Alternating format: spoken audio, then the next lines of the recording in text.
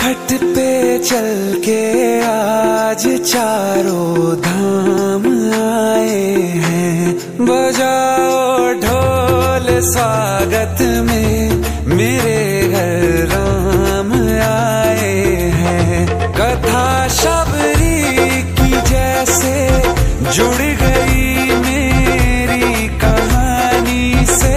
न रोको आज धोने दो चरण आँखों के पानी से।